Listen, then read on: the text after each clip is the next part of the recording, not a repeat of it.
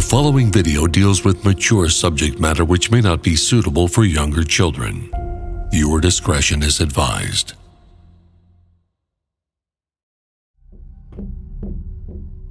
Ancient native legend has it that an evil, man-eating entity prowls the woods of eastern Canada, the timberland of the Canadian Shield, and the forests of the Canadian North.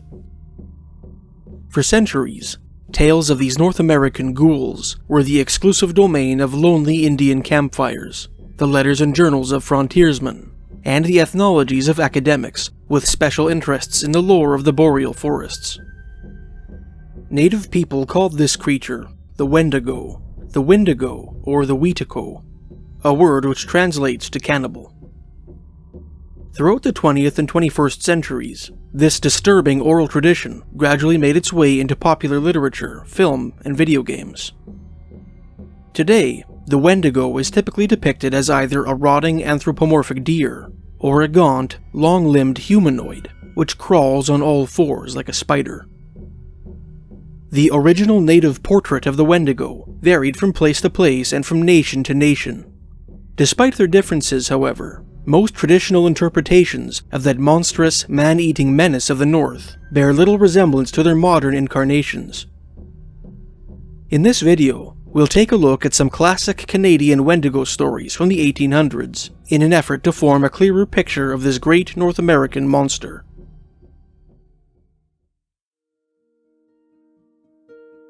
Every illustration in this video was created by my good friend Tom, an American artist who is very passionate about his craft. Less than a month ago, Tom started up his own YouTube channel called An Abstract Look, on which he renders the flavors and textures of American fast food into abstract paintings. So if you'd like to see what the essence of Taco Bell's Crunchwrap Supreme looks like on canvas, or if you'd like to see how Tom goes about his work, please check out his YouTube channel, An Abstract Look, which you can find by clicking the link in the description.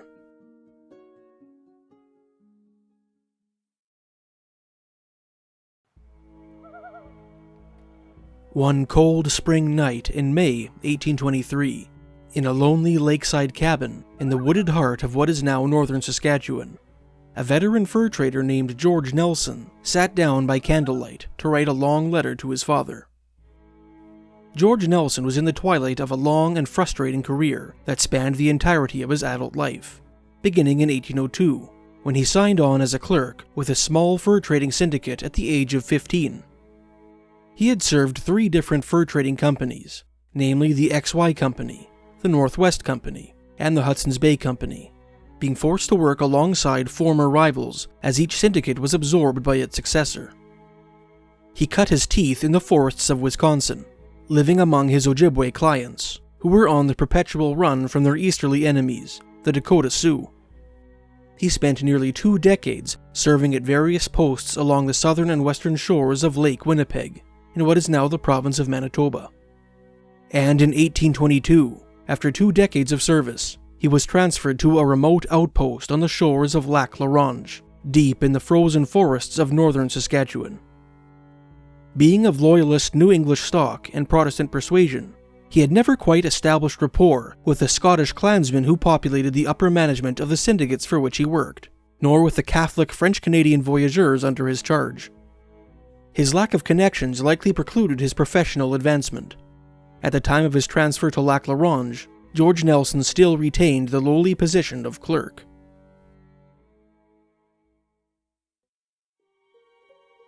In a lengthy series of letters to his father, penned throughout the spring and summer of 1823, George Nelson set to paper some of the beliefs and customs of the Cree and Ojibwe with whom he had traded for 20 years.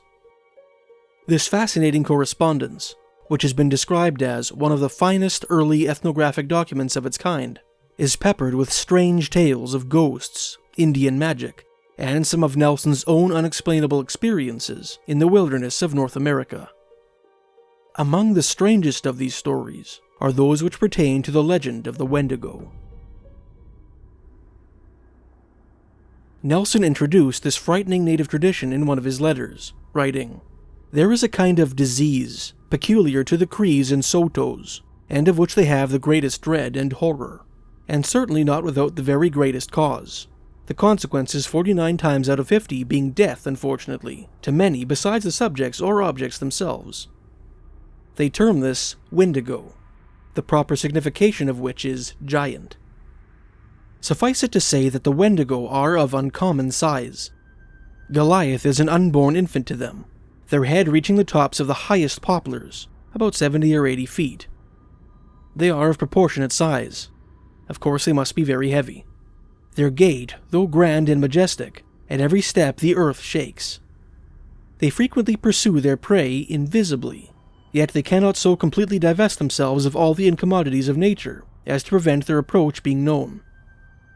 A secret and unaccountable horror pervades the whole system of one, several, or the whole band of those of whom he is in pursuit. These giants, as far as I can learn, reside somewhere about the North Pole, and even at this day, frequently pay their unwelcome visits.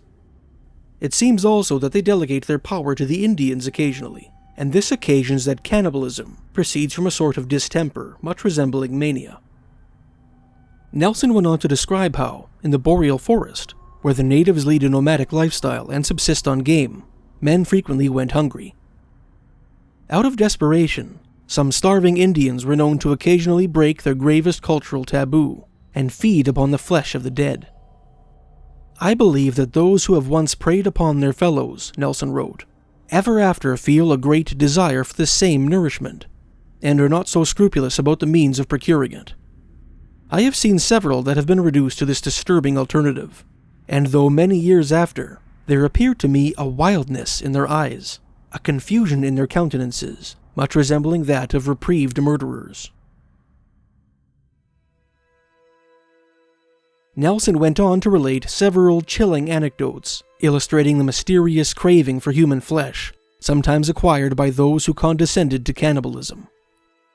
According to one story, sometime in the late 1810s, prior to Nelson's arrival in the country, a strange Indian woman paid a visit to the trading post at Lac La Ronge. Her appearance was haggard, wild, and distressed, Nelson wrote. However, she was taken into the house, questions put as usual, but the answers vague, indefinite, and contradictory. The traders gave the woman some good food, but although she appeared to be ravenous, she only feigned eating, slipping morsels down the neck of her gown. This roused suspicion, Nelson wrote, but what added to this was the extraordinary stench she emitted. The traders' suspicions were confirmed when one of their dogs dragged a ragged human shoulder blade in from the trail on which the woman had traveled. Horrified, yet lacking sufficient evidence that the woman had committed any crime, they directed their unwanted visitor to a nearby Cree camp. As soon as she made her appearance, Nelson wrote, the Indians immediately conceived what was the matter, but through charity as well as for safety and to find the truth, they gave her to eat, principally marrow fat. The woman refused this hospitality. She proceeded to kiss and embrace her host's children, as was customary among the Cree, and was unable to conceal the voracious appetite that this courtesy aroused in her. That night, the men of the household kept a watchful eye on their guest, sleeping with their weapons close at hand. Sure enough, the woman quietly rose from her furs in the dead of night, and crept over to one of the sleeping children. One of the men perceived this. Before the woman could do any harm, he seized a tomahawk and buried it in her brains. Nelson appeared to imply that, despite the devastating blow which the Indian administered, the woman began to attack him, and would have succeeded in killing him had his companions not leapt to his defense and put an end to her existence.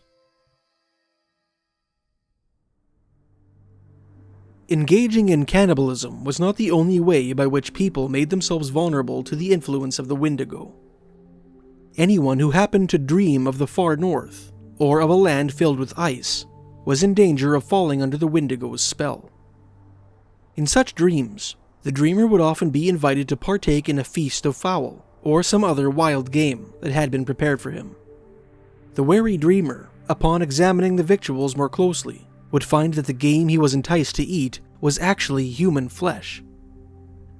Those who failed to recognize the true nature of the meal would, after eating their fill, be informed that they were doomed to become cannibals, and were advised that a particular sign, like children eating snow indoors, would portend their imminent transformation. A young Indian, a few years back, had one of the above dreams, wrote Nelson later on in the same letter. Noticing that the dreams seemed to be occurring more frequently, and with greater intensity, the Indian implored his friends to kill him if they ever perceived the slightest sign of his transforming into a Wendigo, warning them that he might soon become too strong for them to kill. He had been a good hunter and a peaceable Indian, Nelson wrote, and of course much loved by his friends. This business depressed them a great deal. Nevertheless, acceding to his wishes, the band members developed a plan by which to execute him. One day, the entire band packed their belongings and moved camp, as the Cree routinely did from time to time. On some pretense, the brother of the afflicted man convinced the latter to remain with them in the old camp for some time. Eventually, the brother declared that the band must have finished pitching their new camp, and suggested that the two of them rejoin them. The brother set off up the trail at a jog, leaving the sick man trailing behind him. When he was certain the afflicted man could no longer see him, the brother concealed himself in the brush, loaded and primed his musket, and waited for the Wendigo to be, hoping to ambush him on the trail. This was a preconceived scheme, Nelson wrote. The other men, of course, were not far off. The sick one drew near, in a very slow and thoughtful manner.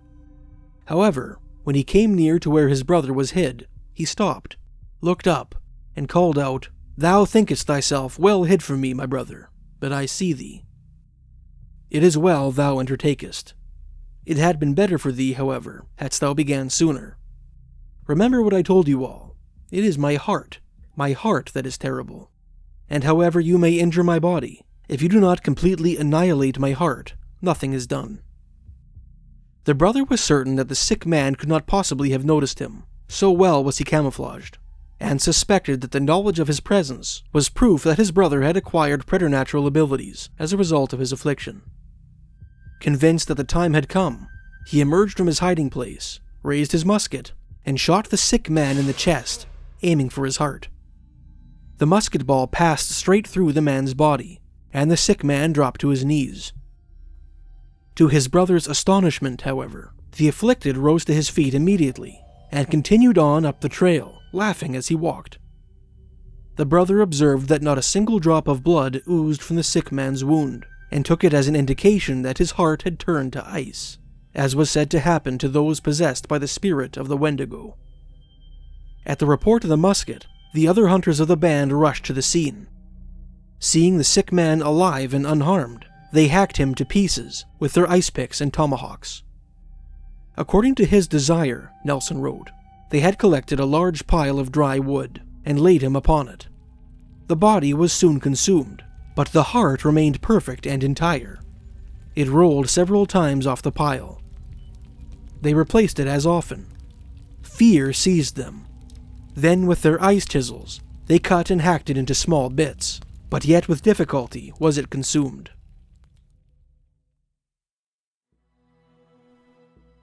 In 1855, 32 years after Nelson wrote his letters, a German travel writer named Johan Georg Kohl heard his own Wendigo stories on the shores of Lake Superior, which he included in his 1859 travel memoir, Ketchigami, Wanderings Round Lake Superior. In his book, Kohl wrote, "It is pretty generally accepted and allowed that the Indian North American tribes are not anthropophagists, anthropophagites being eaters of human flesh, and have never been so. Still, as I have just mentioned, owing to their barbarous war habits and wild thirst for revenge, they will sometimes sin by swallowing human flesh. It frequently happens, too, in these barren and poor countries, that men are so reduced by hunger and want that in their despair they shoot down their fellow men like game and eat them in the same way. My ears still tingle with the tragic stories I heard of an Indian who killed his 2 squaws and then his children in succession, of another who murdered his friend, of a third who wandered about the forests like a hungry wolf and hunted his fellow men. Stories one of which happened in 1854 on Isle Royale, another on the north bank of the lake. The third occurred somewhere else in the neighborhood, and were told to me in their fullest details. But even these cases of unnatural attacks on one's own brethren produced by unspeakable want, are only exceptions to a rule. The Indians here, on the contrary, have always returned to a state of natural repugnance against cannibalism, and they have, indeed, a decided aversion from those who have committed the crime, even when in extreme want, and almost in a state of rabid frenzy. They give them the opprobrious name of Wendigo, which is nearly synonymous with our cannibal, and it is quite certain that if a man has ever had recourse to this last and most horrible method of saving his life, even when the circumstances are pressing and almost excusable, he is always regarded with terror and horror by the Indians. They avoid him, and he lives among the savages like a timid head of game. Anyone that has once broken through the bounds does so easily again, or at least the supposition is rife that he can do so. Hence he becomes an object of apprehension, and must live retired from the rest of his fellow men. He does not enjoy their fraternal assistance, and thus his hostile position towards society soon drives him back into the same difficulty and temptation. In this manner, or nearly so, a class of Wendigos is called into existence. I was told of a man who wandered about in the forests on the northern bank of the lake. He was known perfectly well, and his name was even mentioned to me. I learned that during a hard winter, he had killed and eaten his squaw. After that, he had attacked, killed, and also devoured a girl. This man always went about hunting by himself, and whenever his canoe was seen, the sight produced terror and alarm, and all the world fled from him. He was equally a burden to himself as to the others, and in consequence of all the agony he endured, he had fallen into a state of brooding melancholy and a fearful affection of the brain. The murder of his wife was the result of a state of delirium produced by his sufferings, and now, report added, his brain was quite softened, and the sutures of his temple had begun to give way. He was regularly hunted down, so people said, and he would before long receive a vengeful bullet from society. It is a universal tradition among the Indians that in the primitive ages there were anthropophagus giants called Wendigos. The people's fancy is so busy with them, as well as with the isolated cases of real cannibalism, that they begin to dream of them, and these dreams here and there degenerate to such a point that a man is gained over to the idea that he is fated to be a Wendigo. Such dreams vary greatly. At times, a man will merely dream that he must kill so many persons during his life. Another dream adds that he must also devour them. And as these strange beings believe in their dreams as they do in the stars, they act in accordance with their gloomy suggestions. The Wendigo mania rarely breaks out spontaneously. It must have its predecessors and degrees. If a man lives much apart and out of the world, if he appear to be melancholy and is tortured by evil dreams, then people begin to fear he may end up becoming a Wendigo, and he is himself attacked by the fatalistic apprehensions, and is driven towards a gloomy fate. At times, when a man is quarreling with his wife, he will say, "Squaw, take care. Thou wilt drive me too far that I will turn Wendigo." They believe that the Wendigos have an understanding with the evil spirits who help them. Hence, a Wendigo can go on for a long time before the punishment fall on him and the Avenger appear. They imagine that a real Wendigo is very difficult to kill, and that, in order to destroy him thoroughly, he must be torn to pieces. Otherwise, he may easily come to life again. There are also Wendigo women, des femmes Wendigo, in Indian, Wendigoque. A Canadian voyageur of the name Lariche was once busy fishing near his hut. He had set one net and was making another on the beach. All at once, when he looked up, he saw, to his terror, a strange woman, an old witch, une femme Wendigo, standing in the water near his net. She was taking out the fish he had just caught and eating them raw. Lariche, in his horror, took up his gun and killed her on the spot. Then his squaws ran out of the adjoining wigwam and shouted, "Nish." This was the name Lariche had received, as the Indians cannot pronounce the letter R. "Nish, cut her up at once, or else she'll come to life again, and we shall all fare ill." I do not know where Lariche obtained his firm conviction that the old woman he shot was really a femme Wendigo, but it seems as if people's eyes and minds were practiced here in the matter, for another half-breed told me how he met a Wendigo, and fired on him at once like a rattlesnake. "I was once shooting ducks in that swamp," he said, as he pointed to a bed of reeds. "I fancied I was alone, but suddenly, while aiming at a brace of ducks, I saw a Wendigo crouching in the reeds. I recognized him at once, and knew that he had come down from the interior to the lake. He had been going about for some time in our neighborhood, and he was said to have killed 2 men already. He had his gun to his shoulder, and was aiming at me, just as I was doing to the ducks. On seeing this, I did not make any sign that I had recognized him, but walked quietly on towards my ducks. He hesitated about firing, probably in the hope that I should soon stand still. I took advantage of the interval, squinted round for my gun, made sure of his position, and suddenly turning, I shot him down. His charge went off harmlessly in the air, but he soon picked himself up and disappeared in the reeds, for I had merely wounded him.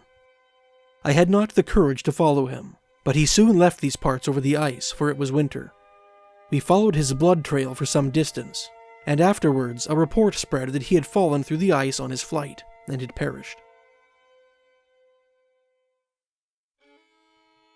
The country we know today as Canada changed dramatically in the decades following Kohl's visit to Lake Superior.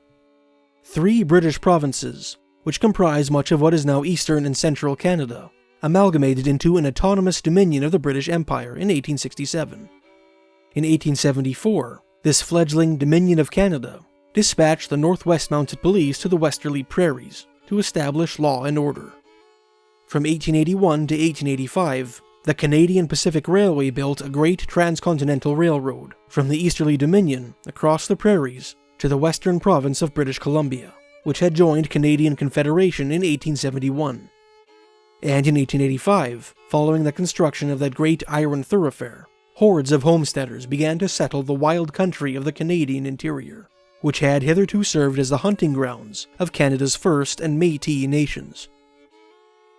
Many of the native and Métis inhabitants of the Canadian interior were horrified at the changes that were swiftly reshaping the face of their ancestral homeland. The Métis being particularly alarmed by the Dominion's attempts to survey the land on which they kept their independent homesteads, and the natives, especially the Plains Cree, being dismayed by the rapid disappearance of the buffalo on which their ancestors had relied for centuries. In the spring of 1885, a corps of Métis militiamen in what is now central Saskatchewan, and a war party of Plains Cree braves in what is now east-central Alberta, respectively, gave violent vent to their frustration. The Métis by engaging a squadron of Northwest Mounted Policemen in the Battle of Loon Lake, and the Plains Cree by slaughtering a community of settlers in the massacre of Frog Lake, touching off a 2-month-long conflict known as the Northwest Rebellion. The Plains Cree rebels imprisoned a handful of white and Métis settlers who had survived the bloodshed at Frog Lake, and dragged them along their campaign trail skirting the edge of the boreal forest. 4 of these prisoners, namely widows Teresa Gowanlock and Teresa Delaney, Hudson's Bay Company clerk William Cameron, and Métis interpreter Louis Goulet, later described their ordeal in their memoirs. In late May 1885, an elderly Plains Cree woman who had accompanied the war party began to exhibit signs of what her fellow band members suspected to be Wendigo possession. The strange episode and its grisly conclusion was described by the aforementioned writers, its more gruesome details appearing in the memoirs of Cameron and Goulet. "You folks there, you don't know what a Wendigo is, do you?" began Goulet in his description of the event. "Well, listen, and you'll see it's no joke. First of all, the word Wendigo means cannibal. The Indians believe that when a person is about to turn Wendigo, he or she lets out a scream, and anybody within earshot is paralyzed. You don't even have to hear it, because it's not the Wendigo's fault if people don't hear. You just have to be close enough, that's all it takes. The Wendigo's scream paralyzes people, and that's how he can eat a whole camp, even if it takes a month or 2 to swallow everybody. That's not the most serious part of the whole business, though. When a person shows Wendigo symptoms, he must be killed before the change actually takes place, because it's difficult to kill a full-fledged Wendigo. They have hearts of ice, and the power to rejoin parts of their body, and come back to life, even after their head's been cut off, and they've been hacked to pieces. The best way to get rid of them is to have a Catholic kill them, or else load the gun with some kind of holy object. Now, during the time we were camped in the Spruce Bluff, an old lady started ranting and raving in a fever, telling her daughter that if somebody didn't do away with her, she'd turn Wendigo after the sun went down. Well, let me tell you, those Indians were scared, and with good reason. Just think of it, a Wendigo in the camp. Quick, somebody had to kill the old woman right away before she changed over. William Cameron described the same event in his own memoir, Blood Red the Sun, relating how he first learned of the Wendigo woman while smoking and eating with his friend Lone Man, a Cree from Frog Lake, who had been bullied into joining the war party. I noticed Big Bear's men unusually in evidence, Cameron wrote, Big Bear being the head chief of the Plains Cree, carrying their guns and wearing grave faces. An ominous quiet reigned. When his tribal friends were gone, I asked Lone Man to enlighten me. Well, he said, you have heard of the old woman in camp who wants to eat human flesh. She says if she isn't dead before the sun goes out tonight, she cannot be killed, and will then begin to eat the children. They are afraid. She has but half a smoke to live. Come, we will go and see her. At the farther end of the camp, we came to a lodge around which were grouped many of Big Bear's warriors. Wandering Spirit, in full dress, was there with his Winchester. His look was inexorable, relentless. Four Sky Thunder stood near him. The doomed woman, the Wendigo, was crouched on the floor of the lodge groaning and mumbling to herself, a poor demented creature, a helpless, aged, and ailing imbecile. We had tried to persuade the Indians that nothing serious was wrong, that she could do them no harm. We saw now unavailingly. She was seated on the ground, Indian fashion, wrote Goulet of the Wendigo woman, with her legs crossed. Nothing but skin and bones. Probably less than 100 pounds of her. She was delirious. Just from the look of her, we decided she wasn't dangerous enough to need chaining up. But the Indians, they weren't so sure. So we had to take every possible precaution and chained her before we took her out.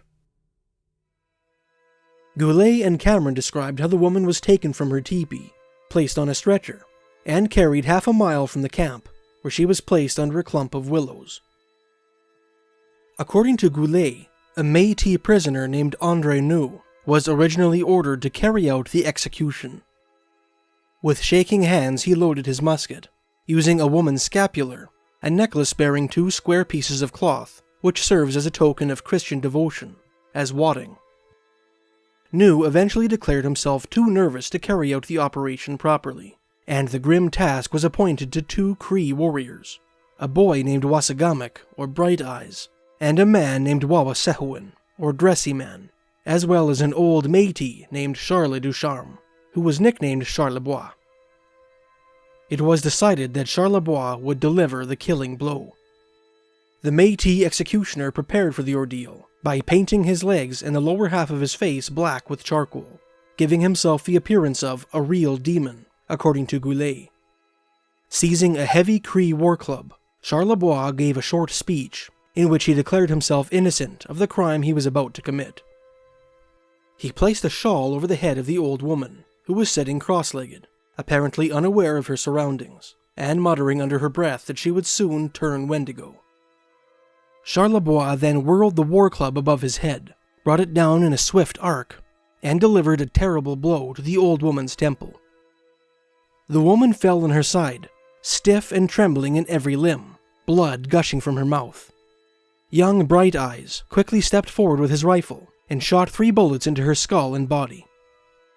Finally, Dressy Man, armed with a Mountie officer's saber he had taken as a war trophy at Frog Lake, severed the woman's head with a single powerful stroke.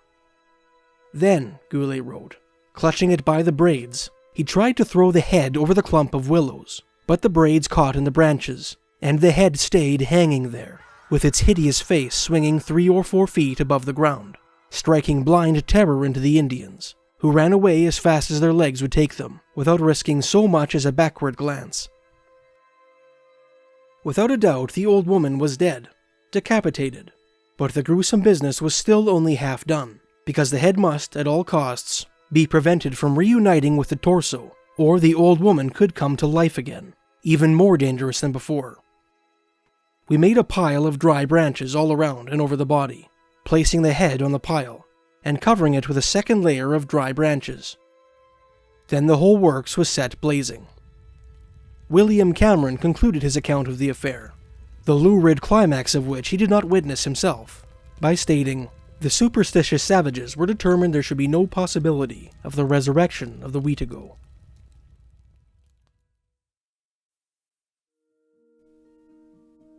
Thanks for watching. If you enjoyed the artwork in this video, please consider checking out Tom's YouTube channel, An Abstract Look, which you can find by clicking the link in the description.